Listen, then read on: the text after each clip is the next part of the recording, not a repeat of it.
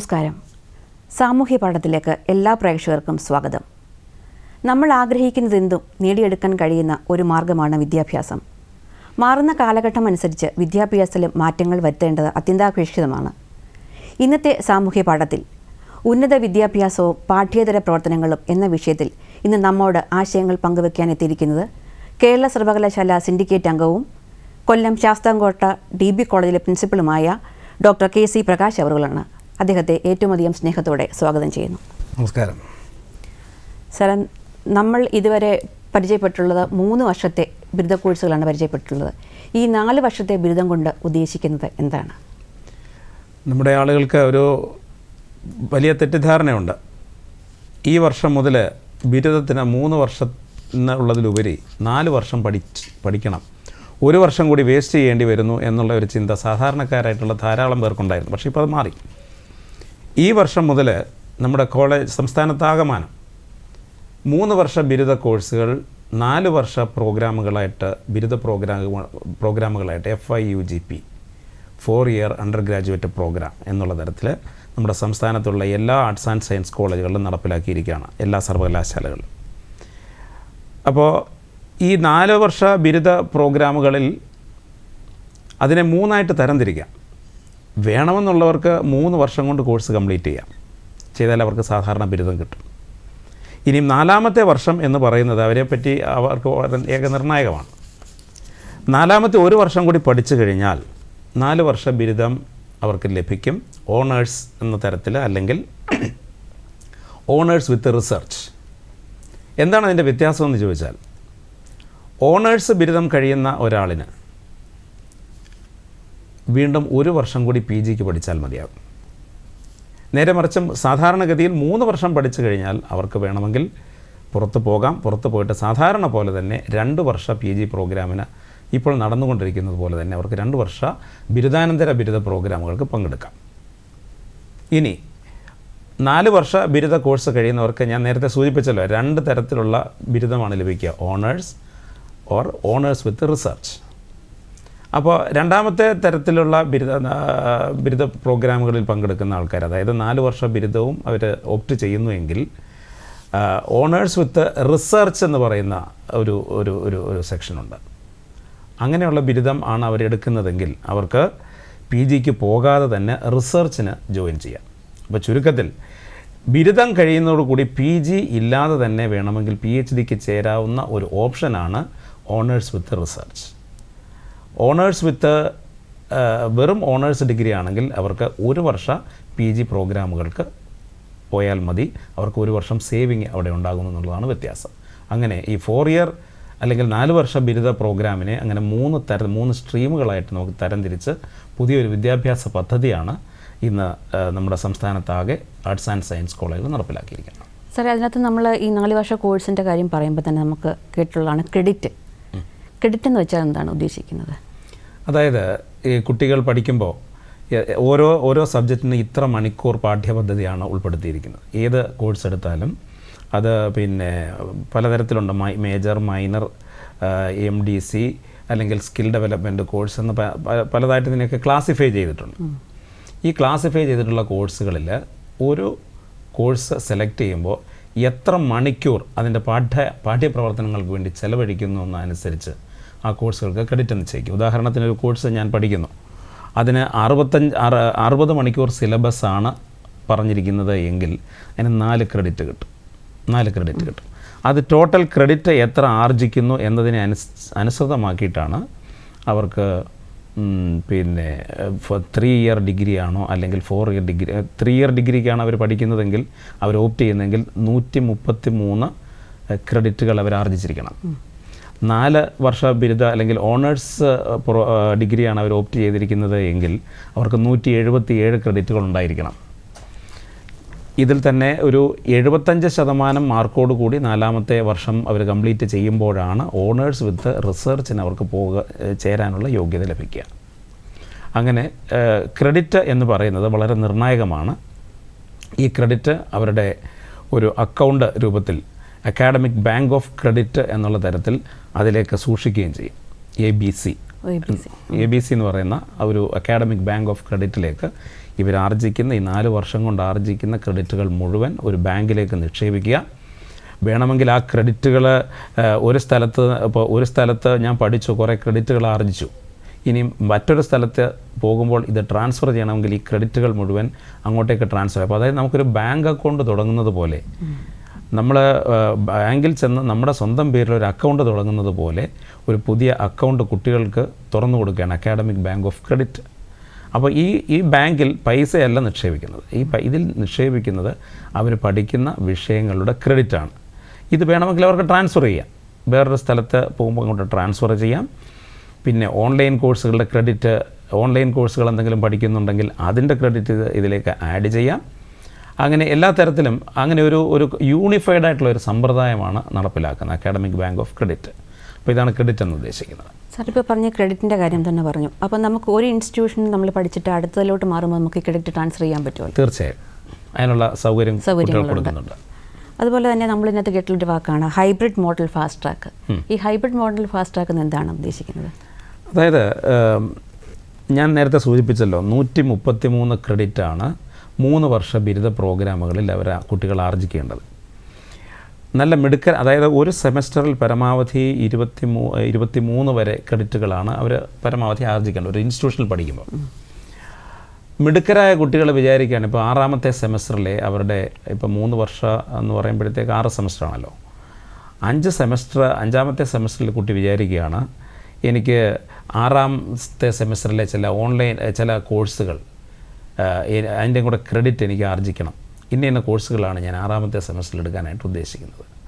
അങ്ങനെയെങ്കിൽ കുട്ടി എന്ത് ചെയ്യുന്നു, 6ാമത്തെ സെമസ്റ്ററിലെ പഠനം നേരത്തെ അവൻ പൂർത്തിയാക്കുന്നു, ഓൺലൈൻ കോഴ്സുകളിലൂടെയും മറ്റും അവൻ്റെ പഠനം പൂർത്തിയാക്കുന്നു. അപ്പോൾ അങ്ങനെ വരുമ്പോൾ എന്ത് സംഭവിക്കുന്നത് വെച്ചാൽ, അപ്പോൾ 28 ക്രെഡിറ്റ് വരെ അവന് ആർജിക്കാനുള്ള അവസരമുണ്ട്. അപ്പോൾ അങ്ങനെ വന്നാൽ അവൻ ഈ 133 ക്രെഡിറ്റുകൾ ഒരു സെമസ്റ്ററിന് മുമ്പേ തീർക്കാനായിട്ടുള്ള പ്രൊവിഷൻ കുട്ടികൾക്ക് കൊടുക്കും. അപ്പോൾ അങ്ങനെ ഒരു സെമസ്റ്ററിന് മുമ്പേ തീർത്താൽ, അതായത് 5 സെമസ്റ്റർ കൊണ്ട് അവൻ ആ കോഴ്സ് കംപ്ലീറ്റ് ചെയ്യാൻ പറ്റും. അതായത് 2.5 വർഷം കൊണ്ട് ബിരുദം ലഭിക്കുകയാണ്. 6 സെമസ്റ്റർ കൊണ്ട് പഠിച്ച് തീർക്കേണ്ട പാഠഭാഗങ്ങൾ, കോഴ്സുകൾ, അവൻ ഇഷ്ടപ്പെട്ട കോഴ്സുകൾ സെലക്ട് ചെയ്ത് ഇഷ്ടപ്പെട്ട രീതിയിൽ പഠിച്ച്, ഇഷ്ടപ്പെട്ട രീതിയിൽ ഞാൻ പറയുന്നില്ല, ഇഷ്ടപ്പെട്ട കോഴ്സുകൾ സെലക്ട് ചെയ്ത് 5 സെമസ്റ്റർ കൊണ്ട് കോഴ്സ് കംപ്ലീറ്റ് ചെയ്യുകയാണെങ്കിൽ ഫാസ്റ്റ് ട്രാക്കിൽ അവൻ ആ ഡിഗ്രി കംപ്ലീറ്റ് ചെയ്യാൻ പറ്റും. അതാണ് ഫാസ്റ്റ് ട്രാക്ക്. ഹൈബ്രിഡ് മോഡ് എന്ന് ഉദ്ദേശിക്കുന്നത് ഓഫ്ലൈൻ മോഡും അതേപോലെ തന്നെ ഓൺലൈൻ കോഴ്സുകൾ കൂടി അവന് പഠിക്കാൻ പറ്റും. ഓൺലൈൻ കോഴ്സുകളുടെ ക്രെഡിറ്റുകളും കൂടി അവൻ്റെ അക്കാഡമിക് ബാങ്ക് ഓഫ് ക്രെഡിറ്റിലേക്ക് ആഡ് ചെയ്യപ്പെടും. അങ്ങനെയാണ് ഈ കുട്ടിക്ക് ഫാസ്റ്റ് ട്രാക്ക് ഡിഗ്രി കിട്ടുന്നത്. സാർ, അപ്പോൾ ഉണ്ടാകുന്നൊരു സംശയം എന്ന് വെച്ചാൽ 4 വർഷ ബിരുദ കോഴ്സിൻ്റെ ഈ പരീക്ഷാ രീതികൾ എങ്ങനെയാണ്?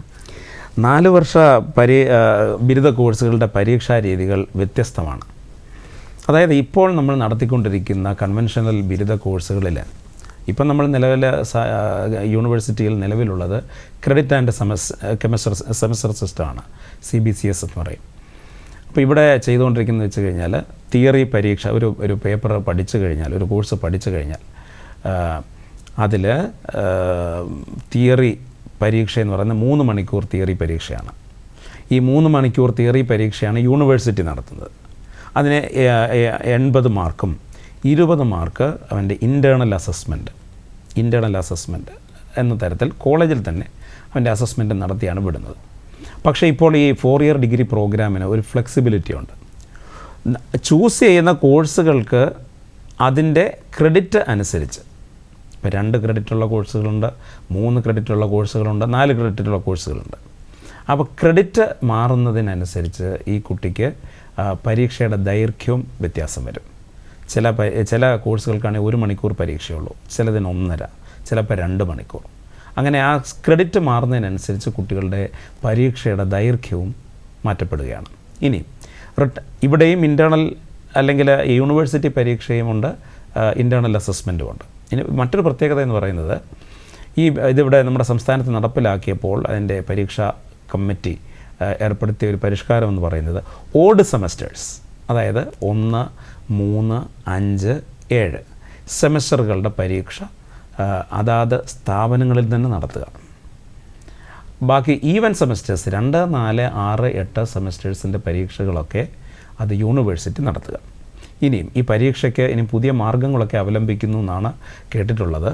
എന്താണെന്ന് വെച്ചാൽ ഇപ്പോഴത് നിലവിലത് വലിയ പരിഷ്കാരങ്ങളൊന്നും വരുത്തിയിട്ടില്ല. ഈ സമയത്തിൻ്റെ ദൈർഘ്യത്തിൽ മാത്രം ഒരു ചെറിയ പരിഷ്കാരം വരുത്തിയിട്ടേ ഉള്ളൂ. പക്ഷേ അത് പരിഷ്കാരങ്ങൾ ഇനിയും വരാൻ പോകുന്നു.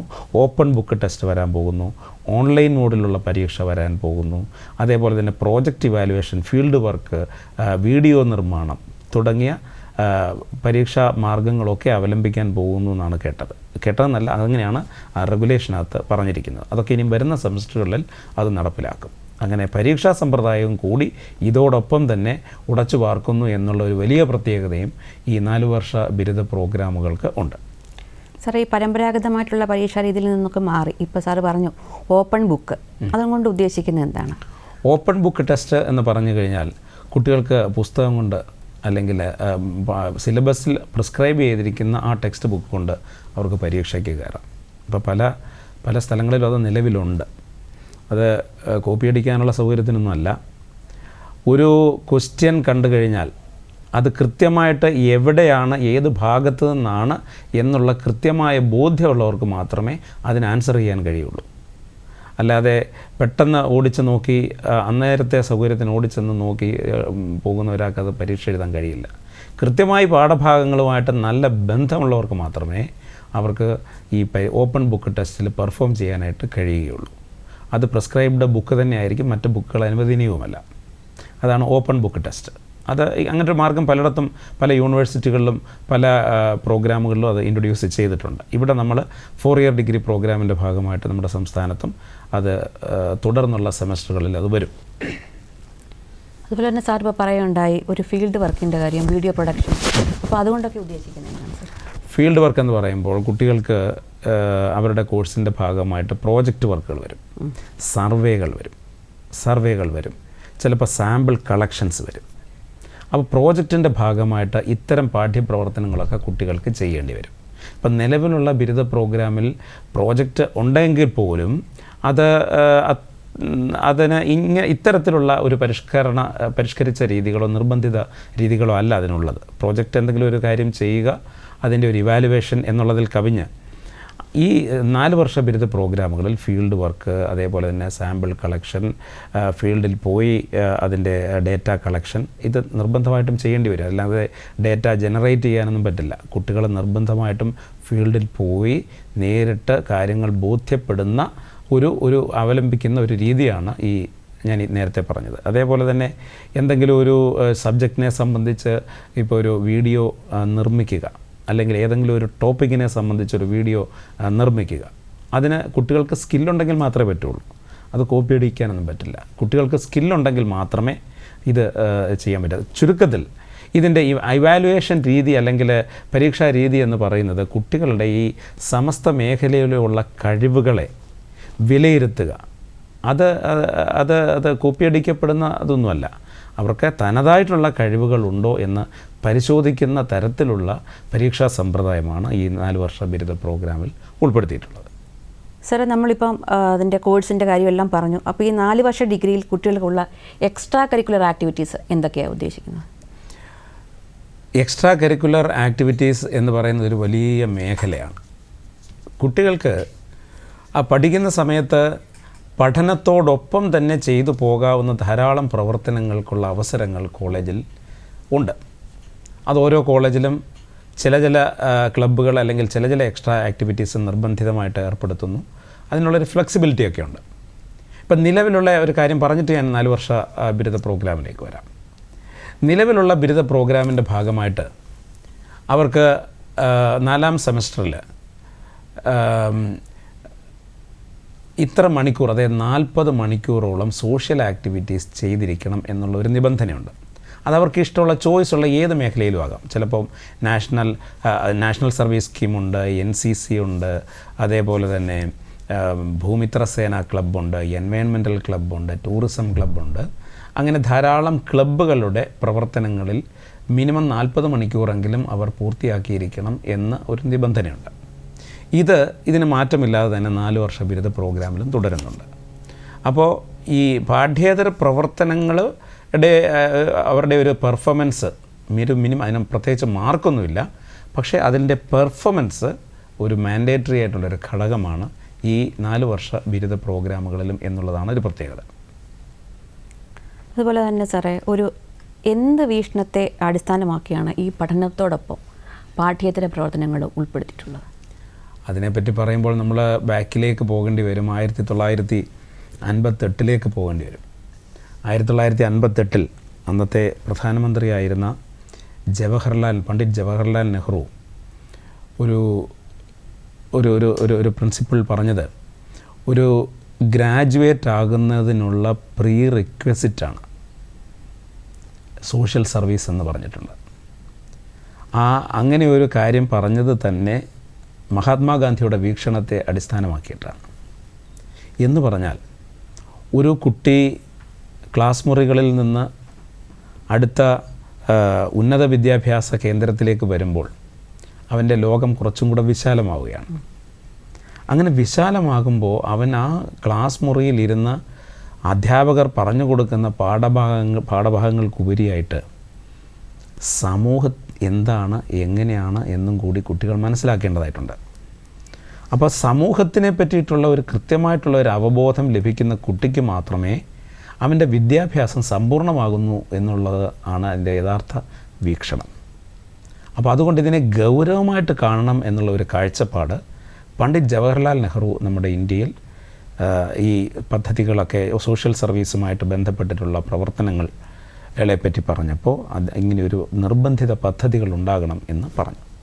അപ്പോൾ ധാരാളം കമ്മിറ്റികളെയൊക്കെ അതിൻ്റെ ചുമതലകൾ ഏർപ്പെടുത്തി. 58 പറഞ്ഞ കാര്യം ഏകദേശം 1969 എത്തിയപ്പോഴാണ് അതിന് കൃത്യമായിട്ടുള്ളൊരു പദ്ധതി, ഞാൻ പറഞ്ഞ സോഷ്യൽ സർവീസിൻ്റെ കാര്യമാണ്, സോഷ്യൽ സർവീസിന് വേണ്ടി ഒരു കൃത്യമായ പദ്ധതി നമ്മുടെ രാജ്യത്തുള്ള വിവിധ ഏതാണ്ട് 31 സർവകലാശാലകളിൽ നടപ്പിലാക്കി. അതാണ് national service scheme.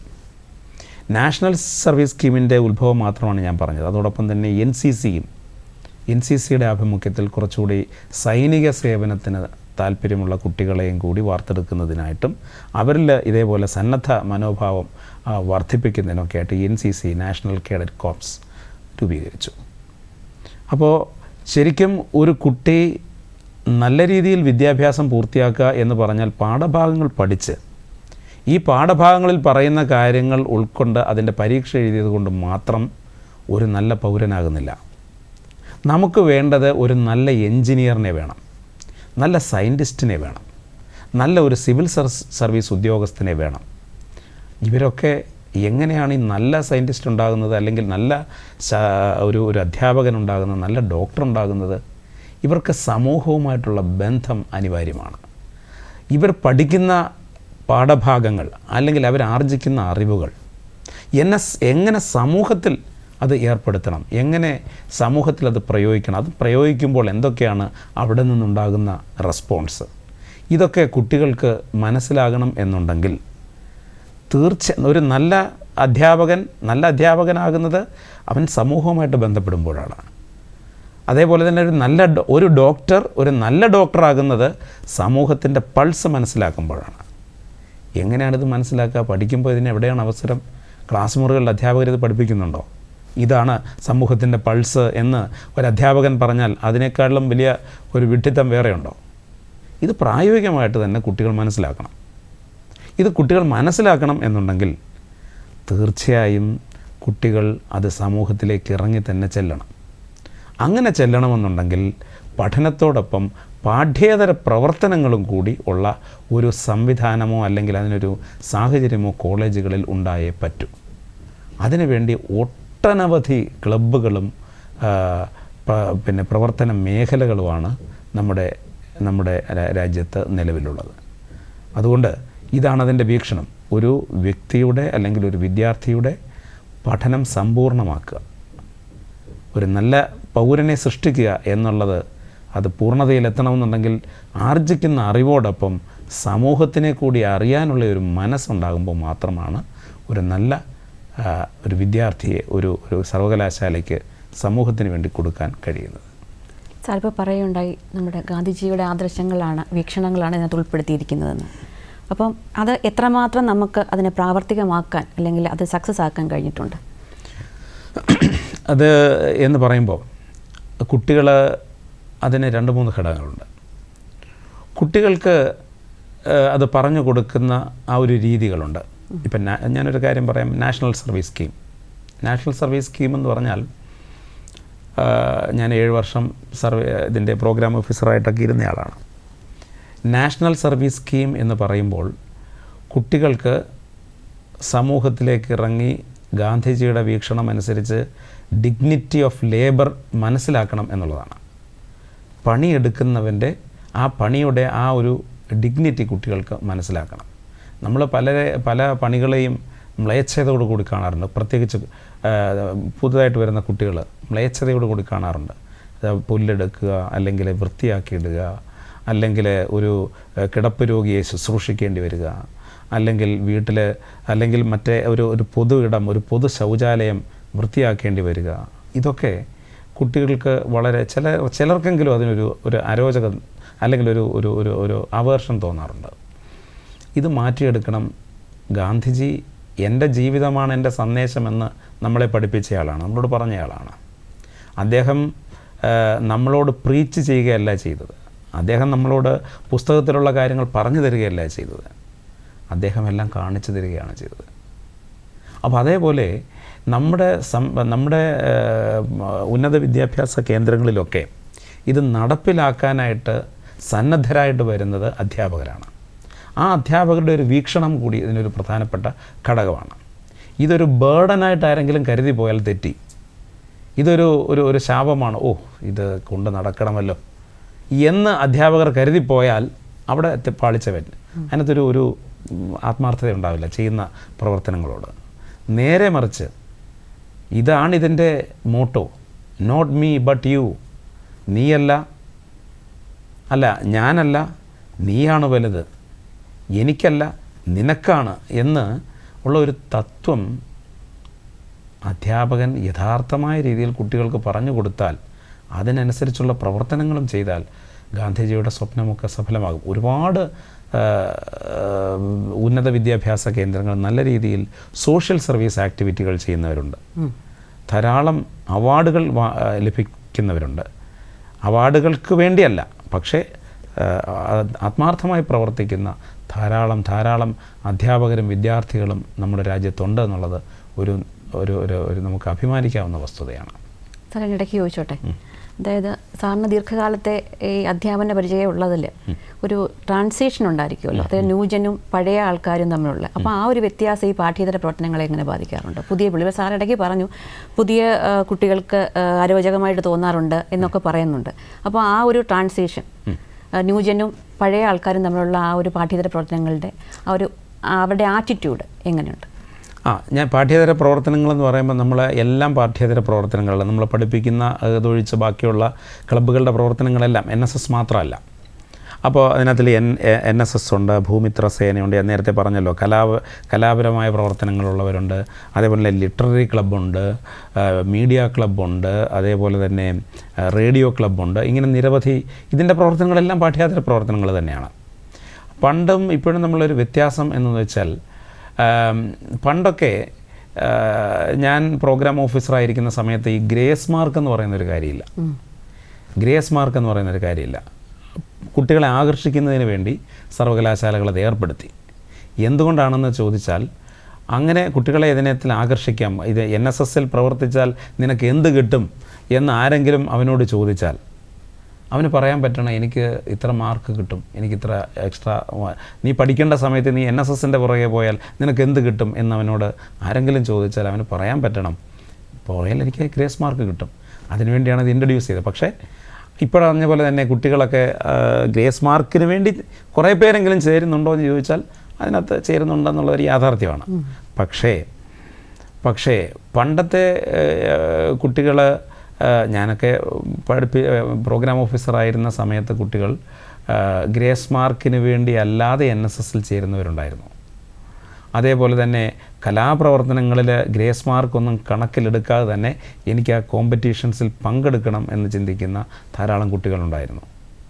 Grace mark പിന്നീട് വന്ന ഒരു അട്രാക്ഷനാണ്. പക്ഷേ കുട്ടികൾ പണ്ടത്തെക്കാട്ടിലും അവരുടെ ഒരു ആപ്റ്റിറ്റ്യൂഡ് അല്ലെങ്കിൽ കഴിവ് അല്ലെങ്കിൽ അവരുടെ ഡയമെൻഷനൊക്കെ വെച്ച് നോക്കുമ്പോൾ കുറേ കൂടി നല്ല കഴിവുകളുള്ള കുട്ടികൾ ഇപ്പോഴുണ്ട് വ്യത്യസ്ത മേഖലകളിൽ. ഇപ്പോൾ ഈ സോഷ്യൽ മീഡിയയുടെ ഒരു ഒരു ഒരു ഒരു അതിപ്രസരം വന്നിരിക്കുന്നത് കൊണ്ട് എന്ത് ഇവൻ്റ് ഉണ്ടെങ്കിലും പെട്ടെന്ന് ഫോട്ടോ എടുക്കുക, അല്ലെങ്കിൽ റീൽസ് ഉണ്ടാക്കുക, ഫ്ലാഷ് മോബ് തുടങ്ങിയ കാര്യങ്ങളൊക്കെ കുട്ടികൾ നിമിഷ നേരം കൊണ്ടാണ് ചെയ്യുന്നത്. പണ്ടൊന്നും അങ്ങനെ ചെയ്യാൻ പറ്റത്തില്ലായിരുന്നു, അതിനുള്ള സാഹചര്യമൊന്നും ഇല്ലായിരുന്നു. പക്ഷേ സോഷ്യൽ സർവീസിൻ്റെ കാര്യത്തിൽ എനിക്കിപ്പോഴും പഴയ കുട്ടികളെ തന്നെയാണ് അവരെ മുൻപന്തിയിൽ ഞാൻ കാണുന്നത്. മറ്റെല്ലാ മേഖലകളിലും കുട്ടികൾ കഴിവിൻ്റെ കാര്യം വെച്ച് നോക്കുമ്പോൾ പണ്ടത്തേതിനേക്കാട്ടിൽ ഒരുപാട് വർദ്ധിച്ചിട്ടുണ്ട്. സോഷ്യൽ സർവീസിൻ്റെ കാര്യത്തിൽ കുറച്ചും കൂടി ആത്മാർത്ഥമായി പ്രവർത്തിച്ചിരുന്നത് നേരത്തെ ഉണ്ടായിരുന്ന കുട്ടികൾ തന്നെയായിരുന്നു എന്നുള്ളതാണ് എൻ്റെ ഒരു വിലയിരുത്തൽ. സാർ, നമുക്കിതിനെപ്പറ്റി കൂടുതൽ പറയേണ്ടതുണ്ട്. നമുക്ക് സാമൂഹ്യ പാഠത്തിലെ ഒരു ഇടവേളയാണ്. ഇടവേളയ്ക്ക് ശേഷം സാമൂഹ്യ പാഠം തുടരും. ലോകം പോയ വാരം. ലോകത്ത് ഓരോ ആഴ്ചയും നടക്കുന്ന പ്രധാന സംഭവ വികാസങ്ങളുടെ നേർക്കാഴ്ച. ഓരോ ആഴ്ചയിലും ലോകം ചർച്ച ചെയ്ത വാർത്തകൾ നിങ്ങളുടെ മുന്നിൽ.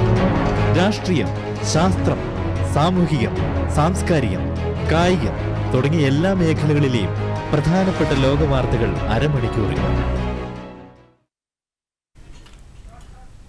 സാമൂഹ്യ പാഠം തുടരുന്നു.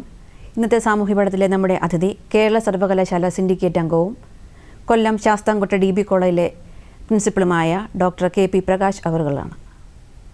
നമ്മളിപ്പോൾ പറഞ്ഞുകൊണ്ടിരുന്നത് കുട്ടികൾക്ക് ഇപ്പോഴത്തെ കുട്ടികൾക്ക് സോഷ്യൽ മീഡിയ ഉൾപ്പെടെയുള്ള കാര്യങ്ങളിൽ താല്പര്യം ഉണ്ടെങ്കിൽ പോലും സാമൂഹ്യപരമായിട്ട് വളരെ പിന്നോട്ടാണെന്നുള്ള രീതിയിലാണ് നമ്മൾ പറയുന്നത്. അപ്പോൾ ഈ പേരൻസ് ആണെങ്കിൽ ഉന്നത വിദ്യാഭ്യാസത്തിനായിട്ട് അവരെ കോളേജിൽ അയക്കുമ്പോൾ ഈ എക്സ്ട്രാ കരിക്കുലർ ആക്ടിവിറ്റീസിൽ കൂടുതൽ ഇൻവോൾവ് ചെയ്യുമ്പോൾ അവരുടെ പഠനത്തിൽ ശ്രദ്ധ കുറയുന്നുണ്ടോ എന്നൊരു സംശയം രക്ഷിതാക്കൾക്ക് ഉണ്ടാകാറുണ്ട്. അത് എത്രമാത്രം സത്യമാണ്?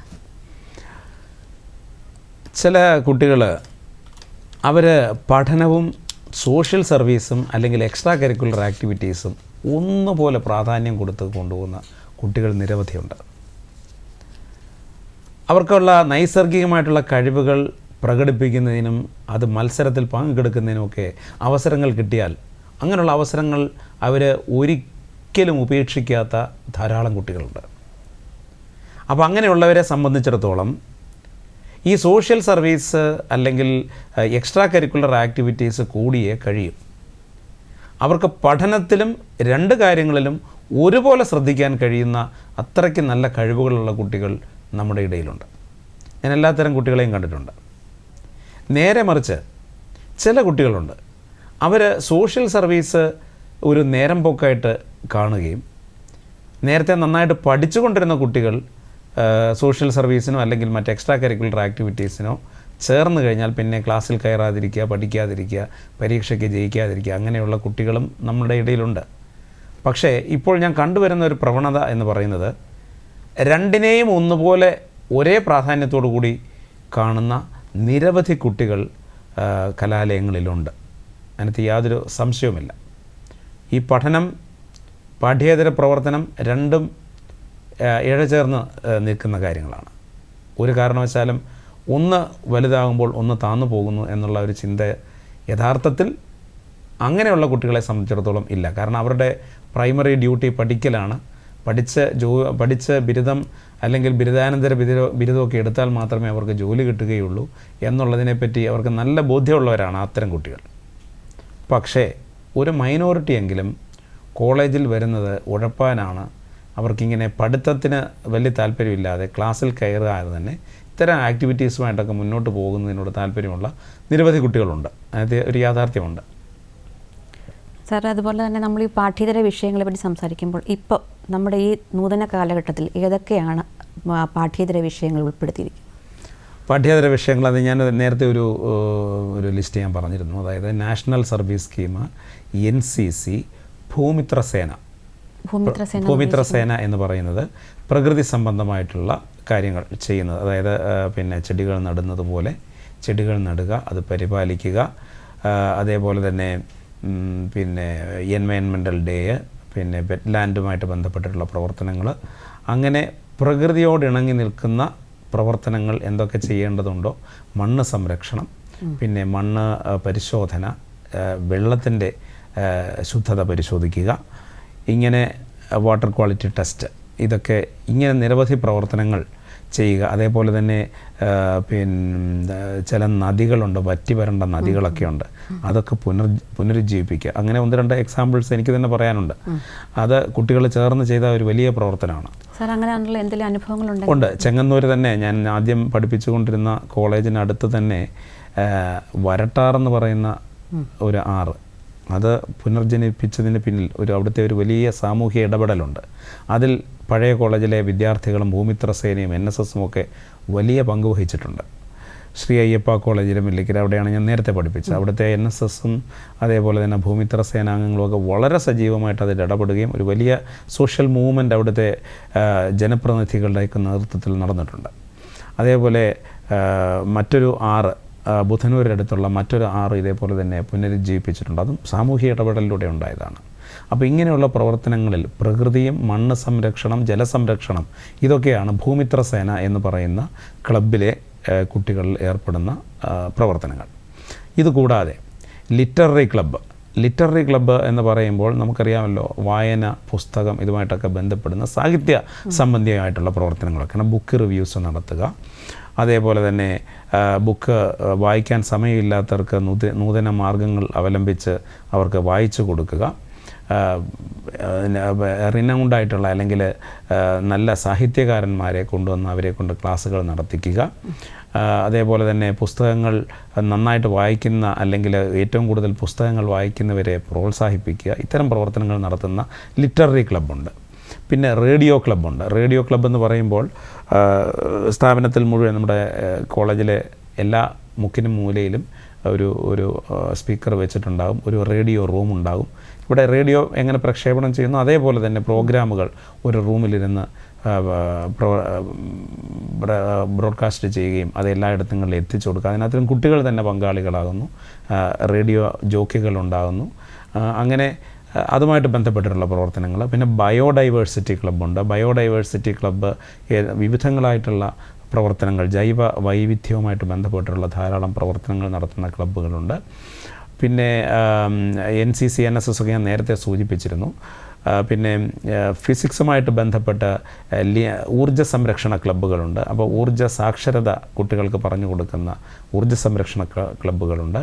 അതുപോലെ തന്നെ പാർലമെൻ്ററി അഫയേഴ്സ് ക്ലബ്ബുണ്ട്. പാർലമെൻ്ററി അഫയേഴ്സ് ക്ലബ്ബ് എന്ന് പറയുമ്പോഴത്തേക്ക് മോഡൽ പാർലമെൻറ്റുകൾ നടത്തി അതിൽ നല്ല പാർലമെൻറ്റേറിയൻസിനെ ഡെവലപ്പ് ചെയ്തെടുക്കുക എന്നുള്ള ലക്ഷ്യത്തോടു കൂടി നടന്ന model parliamentary club. Electoral literacy club എന്ന് പറയുമ്പോൾ നമ്മുടെ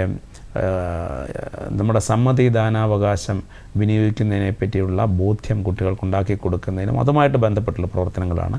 എലക്യൂഷൻ ക്ലബ്ബ്, പ്രസംഗ പരിശീലനം കുട്ടികൾക്ക് നൽകുക. ഡിബേറ്റ് ക്ലബ്ബ്, നല്ല ഡിബേറ്റേഴ്സിനെ ഉണ്ടാക്കുക. അങ്ങനെ അനവധി എല്ലാമൊന്നും ഞാനിവിടെ പറഞ്ഞിട്ടില്ല, ഒരു 10-35ഓളം ക്ലബ്ബുകൾ വിവിധ മേഖലകളിലായിട്ട് കോളേജുകളിൽ പ്രവർത്തിക്കുന്നുണ്ട്.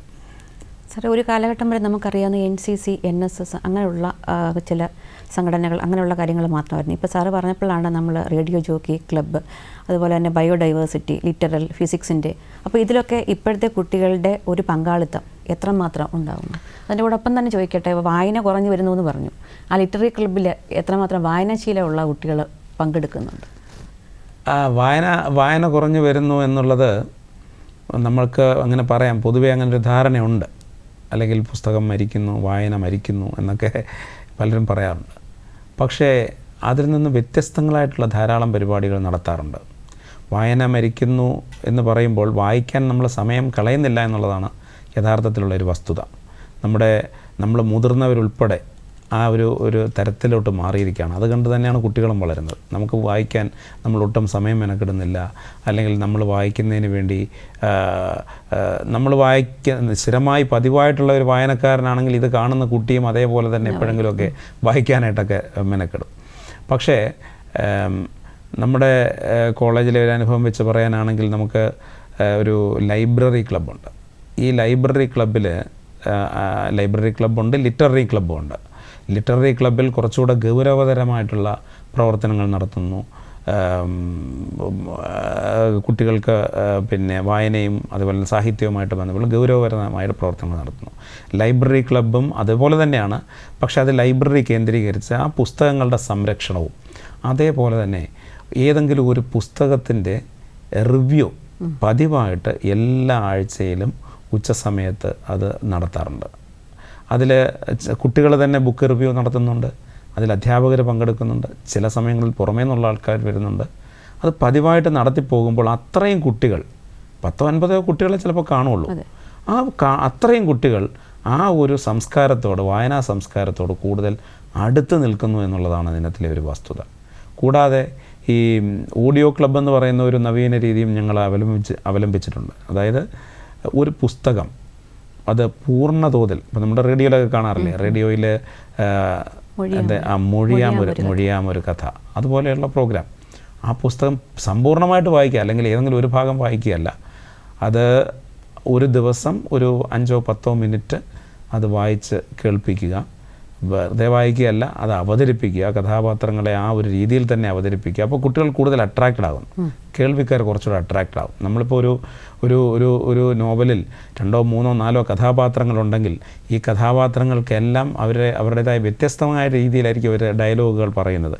അതെല്ലാം ബുക്കിനകത്ത് എഴുതി വെച്ചിട്ടുണ്ടാകും.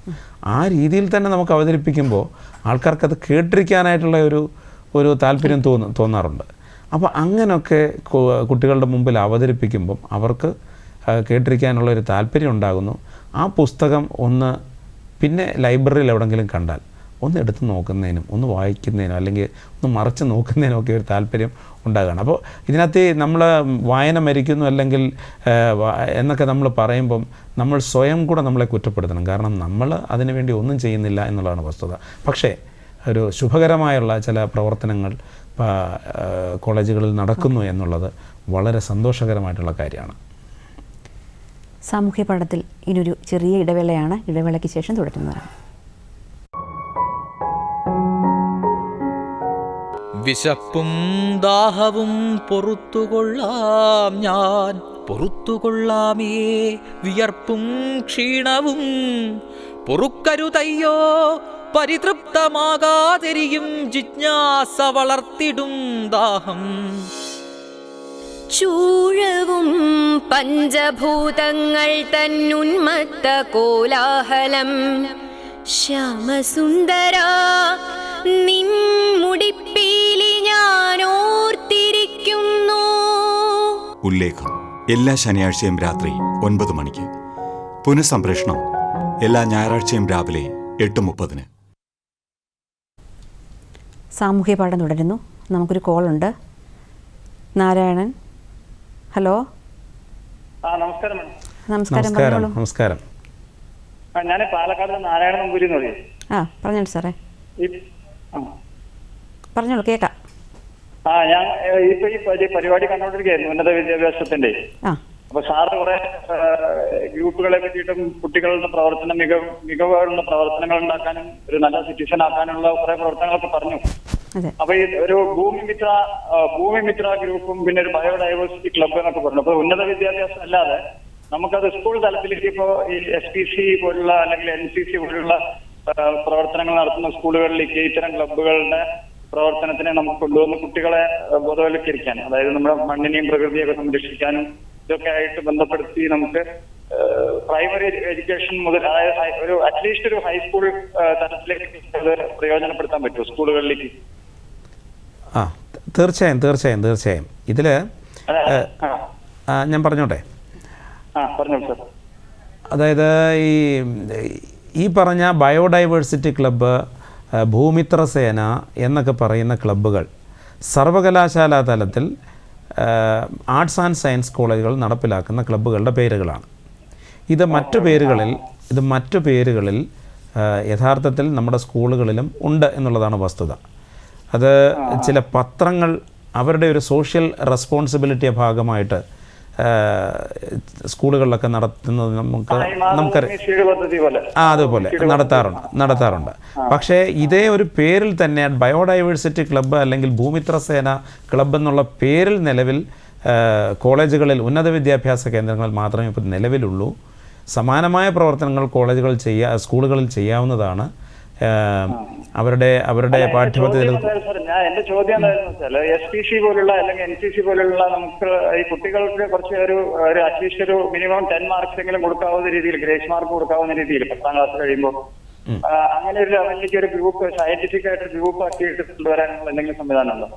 ഇപ്പോൾ നിലവിൽ അങ്ങനെയുള്ള സംവിധാനങ്ങളില്ല എങ്കിൽ പോലും നമുക്ക് ചിന്തിച്ചത് പരിഗണിക്കാവുന്നതാണ്. അതെ, നമ്മൾ എവിടെ ബന്ധപ്പെടണം അതിന്? നമ്മളത് അവരുടെ ഡയറക്ടറേറ്റുമായിട്ടാണ് ബന്ധപ്പെടേണ്ടത്. പ്രധാനമായിട്ടും ആദ്യം അത് സ്കൂളിൽ തന്നെ ബന്ധപ്പെടുക. സ്കൂളിൽ ബന്ധപ്പെട്ട ചുമതലയുള്ള അധ്യാപകരുടെ മായിട്ട് ബന്ധപ്പെട്ട് മാത്രമേ അതിൻ്റെ പ്രവർത്തനങ്ങൾ ഒരു പ്രപ്പോസൽ പോലെ എന്തെങ്കിലും നമുക്ക് മുകളിലേക്ക് കൊടുക്കാൻ കഴിയുള്ളൂ.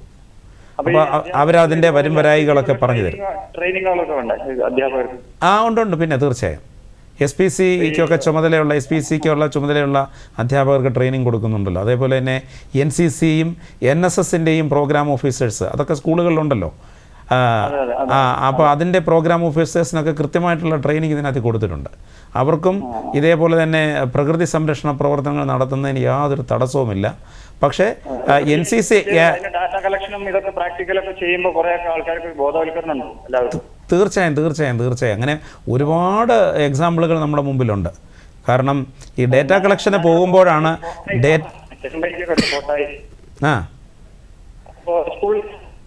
ഇങ്ങനെ ഒരു ഇത് ചെയ്യാൻ പറ്റുമോ എന്നുള്ളൊരു ചോദിച്ചു നോക്കാം HMനോട്.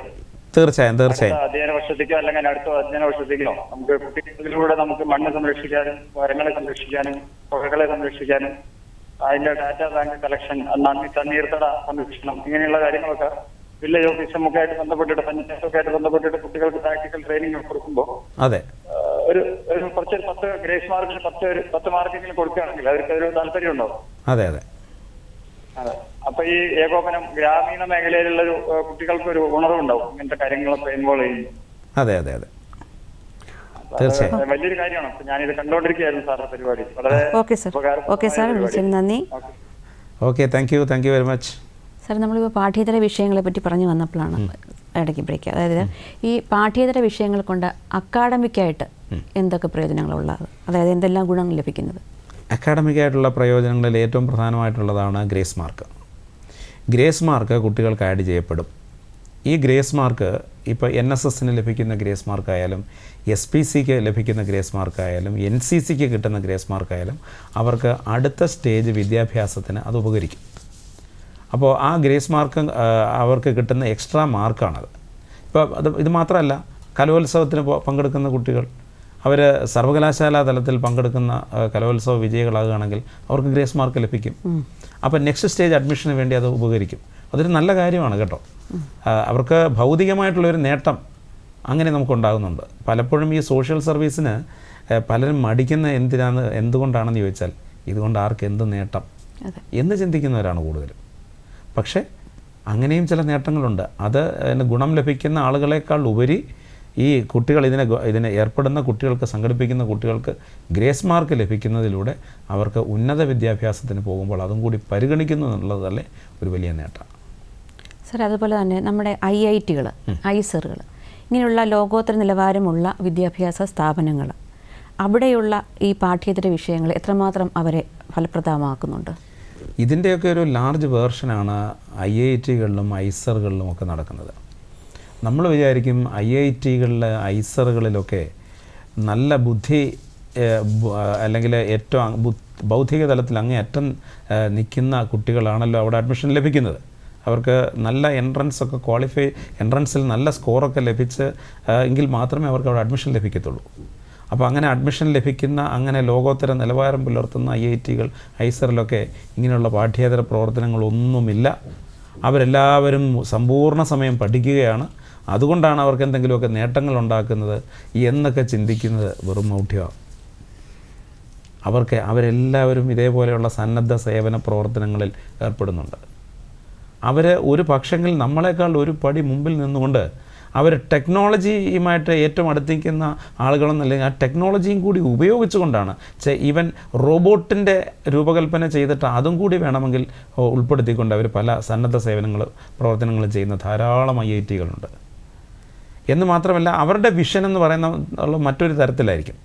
ഒരു പക്ഷെങ്കിൽ കാലാവസ്ഥ പ്രവചിക്കുന്നിടത്തോ അല്ലെങ്കിൽ പിന്നെ ഭൂകമ്പം അല്ലെങ്കിൽ മറ്റെന്തെങ്കിലും ദുരന്തങ്ങൾ പ്രവചിക്കുന്ന എന്നുള്ള മെഷീൻസ് രൂപകൽപ്പന ചെയ്യുന്ന തരത്തിലോ ഒക്കെ കുട്ടികളുടെ ബുദ്ധി വികസിച്ച് അതും കൂടി പ്രായോഗിക തലത്തിൽ കൊണ്ടുവരാനായിട്ടുള്ള ഒരു ശേഷി അവിടുത്തെ കുട്ടികൾക്ക് കൂടുതലുണ്ട്. പക്ഷേ നമ്മുടെ ആർട്സ് ആൻഡ് സയൻസ് കോളേജുകളിൽ അത്തരം ഒരു ലെവലിലേക്ക് കുട്ടികൾ പോകാറില്ല. സാധാരണ നിലയ്ക്കുള്ള പ്രവർത്തനങ്ങളൊക്കെ അവർ ചെയ്യാറുള്ളൂ. ഇപ്പോൾ നമ്മൾ കഴിഞ്ഞ ഒരു ദിവസം പത്രത്തിൽ വായിച്ച ഒരു കാര്യമുണ്ട്. AI ഗാഡ്ഗറ്റ് രൂപകൽപ്പന ചെയ്ത ഒരു യൂണിവേഴ്സിറ്റി അവിടുത്തെ കുട്ടികൾ ഉണ്ടാക്കിയ ഗാഡ്ഗറ്റ്സ് പിന്നെ എന്താണ് പറയേണ്ടത് ഉരുൾപൊട്ടൽ പ്രവചിച്ചു എന്നുള്ള തരത്തിലുള്ളൊരു ന്യൂസ് കണ്ടു. യഥാർത്ഥത്തിൽ ആ ന്യൂസ് തെറ്റായിരുന്നു. അവരേറ്റവും അവസാനം ആ പത്രത്തിൻ്റെ അവസാനം എഴുതിയിട്ടുണ്ട് ഇത് ഒരു മെയ്ഡ് ന്യൂസാണ്, ഒരു അഡ്വർടൈസ്മെൻ്റാണ് എന്നൊക്കെ. പക്ഷേ എന്നിരുന്നാലും അത് സംഭവിക്കാൻ സാധ്യതയുള്ള കാര്യമാണ്. അപ്പോൾ കുട്ടികൾ സമൂഹത്തിലേക്ക് ഇറങ്ങിച്ചെല്ലുമ്പോൾ ഇത്തരം കഴിവുകളൂടെ അവർക്കുണ്ടെങ്കിൽ AI ബേസ്ഡ് ആയിട്ടുള്ള കാര്യങ്ങൾ അവർക്ക് ചെയ്യാൻ കഴിയുമെങ്കിൽ അതും ഈ സമൂഹത്തിന് പ്രയോജനപ്പെടട്ടെ. അതുതന്നെയാണ് അതിൻ്റെ ഒരു വീക്ഷണം. അപ്പോൾ തീർച്ചയായും ഈ പ്രീമിയർ ഇൻസ്റ്റിറ്റ്യൂട്ടുകളിലും പാഠ്യേതര പ്രവർത്തനങ്ങൾ നന്നായി നടക്കുന്നുണ്ട്. അവിടുത്തെ കുട്ടികളൊക്കെ നല്ല ഒന്നാന്തരം കലാകാരന്മാരാണ്. നല്ല സ്പോർട്സിന് ധാരാളം പ്രാധാന്യം കൊടുക്കുന്ന ആളുകൾ അവിടെയുണ്ട്. അപ്പോൾ ഇതെല്ലാം അവിടെയും നടക്കുന്നുണ്ട്, ആർട്സ് ആൻഡ് സയൻസ് കോളേജുകളിൽ മാത്രമല്ല. സാറേ, നമുക്ക് ഒരു ചെറിയ ചോദ്യം ചോദിക്കുന്നത്, അതായത് എല്ലാ അധ്യാപകരും ഇങ്ങനെ പാഠ്യേതര വിഷയങ്ങളെ പ്രോത്സാഹിപ്പിക്കാറുണ്ടോ? അത് ചുരുക്കം വാക്കുകളിൽ. എല്ലാ അധ്യാപകരും എല്ലാവർക്കും ഇത്തരം കാര്യങ്ങളൊക്കെ ഇഷ്ടമാണ്, എല്ലാവർക്കും. പിന്നെ ഓരോരുത്തരുടെ അഭിരുചി വ്യത്യാസമാണ്. അപ്പോൾ അഭിരുചി വ്യത്യാസമായതുകൊണ്ട് തന്നെ ഒരു പക്ഷെങ്കിൽ ചിലപ്പം അതിൻ്റെ തോത് കുറവോ കൂടുതലൊക്കെ വന്നെന്ന് വരാം. പക്ഷേ എല്ലാവർക്കും അതിന് താല്പര്യം. ഈ പാഠ്യേതര വിഷയങ്ങളെ പറ്റി സാർ ഇത്രയും പറയുമ്പോൾ സാറിന് ഏതെങ്കിലും പാഠ്യേതര വിഷയങ്ങൾ താല്പര്യം ഉണ്ടായിരുന്നോ? കഥയോ കവിതയോ അങ്ങനെ എന്തെങ്കിലും? എനിക്ക് പാഠ്യേതര വിഷയങ്ങളോട് ഒരുപാട് താല്പര്യമുള്ള ആളാണ്. പണ്ട് തൊട്ടേ ഇത്തരം പ്രവർത്തനങ്ങൾ ഞങ്ങളൊരു. അപ്പോൾ അതിന് സാറിൻ്റെ കഥയോ കവിതയോ നമുക്ക് ചുരുങ്ങിയ സമയം, നമ്മുടെ പ്രോഗ്രാം വൈൻഡപ്പ് ചെയ്യേണ്ട സമയം ആകാറായി. ആണോ? ഓക്കെ. അപ്പോൾ കവിത ചൊല്ലാമോ? ചൊല്ലാം. ഓക്കെ. ഞാൻ ഈ നമ്മളെ ഇങ്ങനൊരു സബ്ജക്റ്റ് സെലക്ട് ചെയ്തിരിക്കുന്നത് കൊണ്ട് ഈ സബ്ജക്റ്റുമായിട്ട് ബന്ധപ്പെട്ടിട്ടുള്ള ഒരു കവിത എൻ്റെ ഒരു അനുജൻ എഴുതിയ ഒരു കവിതയുണ്ട്, നിശികാന്ത് ചെറിയനാട്. വലിയ കവിതയാണ്, ഞാൻ മുഴുവൻ ചൊല്ലാനുള്ള സമയമില്ല, ഞാൻ ചുരുങ്ങിയ വാക്കുകളിൽ അതൊന്ന് ആലപിക്കാം.